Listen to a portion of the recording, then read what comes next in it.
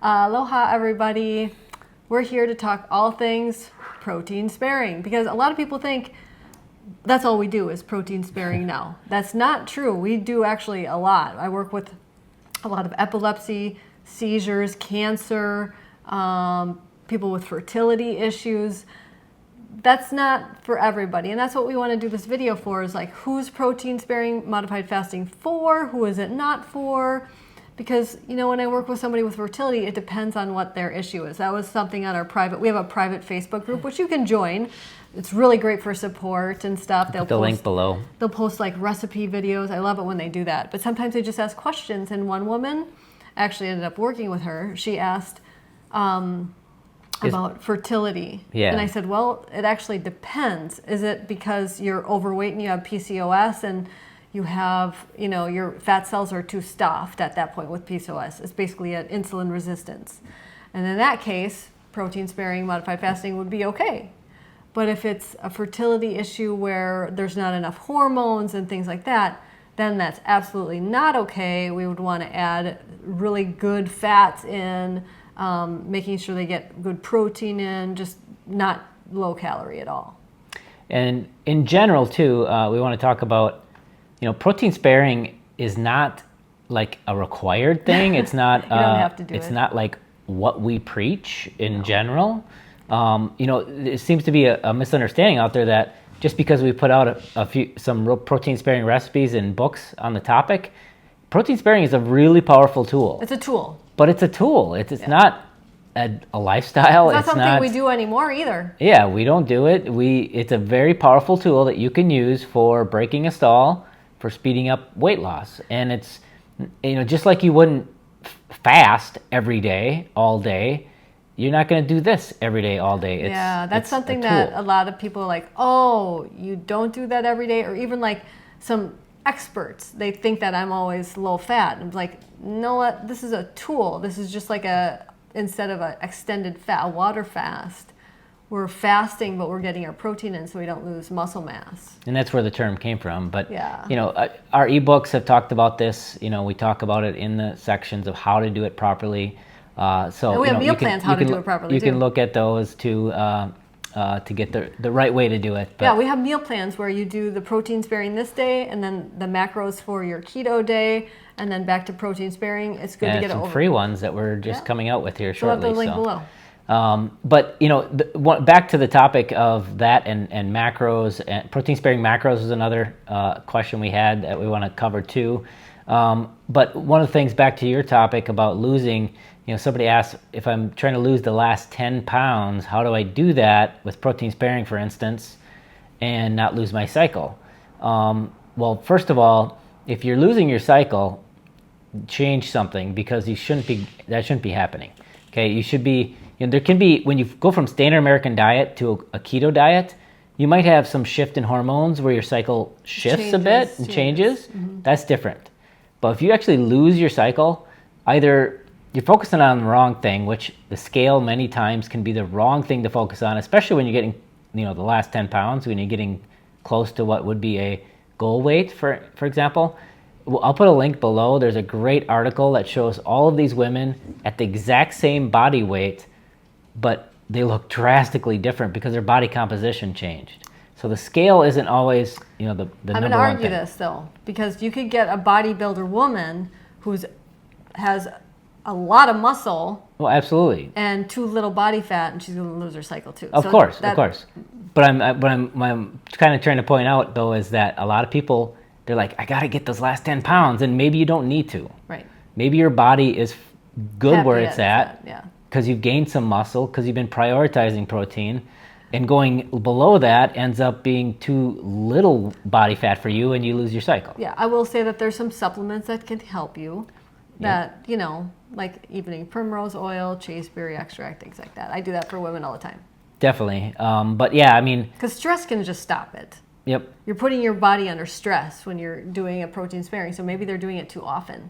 That could be part of it too. I was going to say, is either don't do protein sparing at that stage, which is one of the things we put in our book of who shouldn't do protein sparing. Yeah.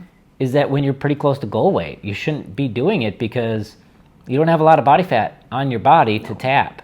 And the whole thing about protein sparing, and the best use of protein sparing is when you've got 50, 100 pounds of body fat to lose, because the body can easily tap all that fat for fuel. And so having that much less in the diet just makes your body use the body fat for Which fuel. reminds me of Tyler. We had a client, Yeah. Tyler, who, do you remember what his top weight was? 550 or 550, and he lost 100 pounds in 2 months doing protein like sparing. 2.5 months. And that was because he did, basically he had so much fat to tap on his body, he could do protein sparing a lot more. But again, if you're down close to your goal weight, maybe you shouldn't be doing protein sparing at all. But your original question, protein sparing macros, where Yeah. can you get those? We do them for you. Yeah, on our calculator. But the primary thing, the thing that people get wrong on our calculator, and if you read the notes, you won't get this wrong. But on the top, read the notes on our calculator. It talks about our protein macro. The whole calculator is based off of lean mass. And so if you get your lean mass wrong, which is very common, Yeah, people will over underestimate their body fat, because it's hard to get an accurate body fat measurement. And that will make the macros off, and it'll make your protein macro off. So a good way to kind of check it to make sure it's in a good range is to use the height measurements that are talked about in the notes on the top of the calculator, which is for women, if you're 5 foot tall, start at about 80 to 90 grams of protein, and then add 5 grams of protein per inch above that. So if you're 5'4", that'd be 4 times 5, which is 20 grams on top of the 80 to 90. So that's 100 to 110 grams of protein for a 5'4" woman. That is about where your protein should be. So if your calculator's way off, it's saying like 160 grams of protein, and you're 5'4", adjust the body fat to get it into that proper range. And let's talk about carbs is maximum. Hi, B. You can go under that. Let's just make that clear. Because people are like, I'm carnivore, or should I do protein sparing? I was like, well, you can do both. As a carnivore, you're just going to, instead of doing the ribeye all the time, you're going to use that on your overfeeding day. Stay away from the short ribs. You're going to stick to more like tenderloin, chicken breasts, that type of stuff, egg whites, that type of stuff. It gets kind of boring, though. I would say, like, people jump into the carnivore realm thinking that it's an easy way to lose weight. When in reality, I would say half the people that jump into that thinking that come to us and say, I tried carnivore, I ate the ribeye with the butter on it, I ended up gaining weight. Well, there's only one place for the fat to go. That you eat, yeah. That you eat, and it's to your fat cells. So that's why if you have a lot of body fat, you shouldn't be consuming all that dietary fat. It's not healthy either. Allow your body to burn the fat that it's got stored. That's why your body stores it, is so that you can later use it for energy. Well, let me just say, it's not that fat is unhealthy, but eating copious amounts of food, whether it be a stick of butter a day, is not good for anyone. Well, whether it be my opinion. You're just eating binging on sugar, or you're binging on just carnivore food, that's not a healthy way to live either. It's not. Yeah, you just don't want to be overeating in any situation, right? Longevity is a calorie-restricted diet. Yeah, slightly restricted diet study after study has shown that that leads to more longevity. But back to the macros, one of the things too is, if you look at our calculator, we have a fast weight loss with protein sparing. So that'll give you both macros for the keto days and the protein sparing days. Again, we recommend if you're going to add protein sparing, maybe 1 to 3 days a week, add protein sparing days. And the other ones are your normal keto weight loss macros. Mm-hmm. If you're pushing it, you're doing like 3 a week, every week, then you're going to want to add an overfeeding day, which is basically eating at your maintenance calories for that 1 day a week to make sure that you don't get any metabolic adaptation happening from low calorie for extended periods. And let's just be clear. A lot of people think we're extreme for talking about protein sparing, but it's the same people that are saying we're extreme. They say eat nothing on every other day. Like they do alternate day fasting. Alternate fast, or and we're 2 saying day fast. Instead of eating nothing, you're going to eat your protein, which is 600 calories of protein, to maintain your muscle. And then you're only get the going to lose body nutrients, fat in. vitamins, and minerals that come in the protein. Don't lose your hair and that type of stuff. It's just interesting how it's those people saying that you should eat nothing, do these extended fasting, which The only way I would recommend that is if someone's dealing with cancer. But if it's for weight loss, you will lose muscle mass. It's just proven. The studies are out there. And so this preserves your muscle while getting some nutrients. And, the other thing, if you are, 5 pounds from goal weight, don't select that on the calculator. Select the weight loss one without protein sparing. That'll just give you the regular keto weight loss macros, and follow those, and over time you'll achieve the composition you want. But we are, disputing. There's definitely two different camps. There's the camp, like us, Keto Gains, all of that are saying focus on protein. And then there's another camp, a keto camp, saying too much protein turns into sugar, causes your blood sugar to rise, eat all the fat, eat all the butter. And in protein sparing, personally, when I say butter, I was like, protein sparing is dairy-free. Dairy-free and nut-free for maximum results. But, when they're saying drink your coffee with a stick of butter in there, yeah, I would much rather have someone eat a steak at that same calorie range that has protein in it. And the nutrients, because when you look at the fat, there's very little nutrients in it. So we can't argue that. People can't even say that, protein is not as healthy as fat, because the nutrients are in the protein. Exactly. And the only thing from a fat perspective is you do produce all your healthy hormones from fat. That's why we're not saying no fat. That's why we're not saying no fat. And we're not saying, especially if you're, on your keto days, you can have some fattier cuts. Just don't make it a fatty ribeye with a stick of butter on it every day. The ribeye has enough fat in it. The ribeye by itself will have plenty of fat in it for hormone production and all those kind of things. And so that's... Let's just get this clear. Did our ancestors have a butter churner? No. When the woolly mammoth was killed, did they churn the butter? There's actually people saying now that you should eat an entire stick of butter along with everything else every single day. That's really not what our ancestors did. Just eat a stick of butter.